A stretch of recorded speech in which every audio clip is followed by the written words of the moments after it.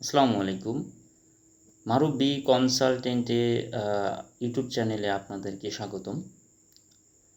আজকে আমি আমার এটা হচ্ছে ১ম ইউটিউব চ্যানেলে ইসলামিক পোস্ট।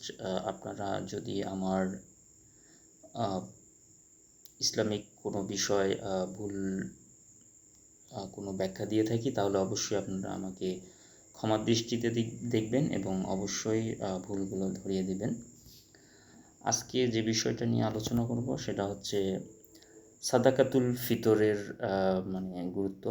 সাদাকাতুল ফিতর আসলে কি? সাদাকা অর্থাৎ দান। ফিতর অর্থ ১ মাস রোজা রাখার পর রোজা ভাঙ্গা। দীর্ঘ ১ মাস সিয়াম সাধনা শেষে রোজা ভাঙ্গা উপলক্ষে গরিব মিসকিনকে যা দান করা হয় তাই হচ্ছে সাদাকাতুল ফিতর। সাদাকাতুল ফিতর কেন ওয়াজিব? এটা আমাদেরকে জানতে হবে। সাদাকাতুল ফিতর ওয়াজিব হবার পিছনে হিকমতগুলো নিম্নরূপ। আমি মানে সেগুলো বলবো যে প্রথম কারণ হলো একজন রোজাদার ব্যক্তির রোজা পালন করতে গিয়ে যেসব ত্রুটি বিচ্যুতি হয় হয়ে যায় আর কি, যার কারণে রোজা তার ভঙ্গ হয়ে যায় না, কিন্তু রোজার ত্রুটি হয়। রোজার এই ত্রুটি মার্জনার জন্যই সাদাকাতুল ফিতর। যেমন একজন রোজাদার ব্যক্তি দিনের বেলায় পানাহার করেনি, স্ত্রী ব্যবহার করেনি, যার কারণে তার রোজা নষ্ট হয়নি, কিন্তু পরনিন্দা বা গীবত করেছে, অশ্লীল কথাবার্তা বলেছে, অপ্রয়োজনীয় কথাবার্তা বলেছে, এতে রোজা ত্রুটিপূর্ণ হয়েছে। এ থেকে রোজাকে পরিচ্ছন্ন ও পরিশুদ্ধ করার জন্য হচ্ছে সাদাকাতুল ফিতর।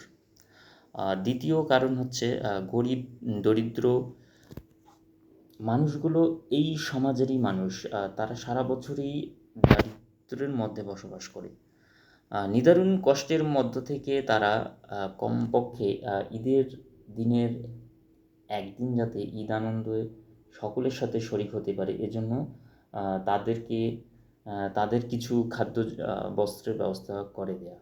তৃতীয় কারণ হচ্ছে দীর্ঘ ১ মাস উপবাস থাকার পর আল্লাহ মেহেরবানি করে ঈদের দিন পানাহারের অনুমতি দিয়েছেন, তারই শুকরিয়া স্বরূপ সাদাকাতুল ফিতর। আবদুল্লাহ বিন আব্বাস হতে বর্ণিত, তিনি বলেন যে রাসূলুল্লাহ সাল্লাল্লাহু আলাইহি সাল্লাম রোজাদারের অপ্রয়োজনীয় ও অশ্লীল কথাবার্তা কার্যকলাপ থেকে পরিচ্ছন্ন করার জন্য এবং মিসকিনদের কিছু খাদ্যের ব্যবস্থা করার জন্য জাকাতুল ফিতর ফরজ করেছেন। আবু দাউদ ইবনে মাজাহ। তো এটা নিয়ে আমরা আরেকদিন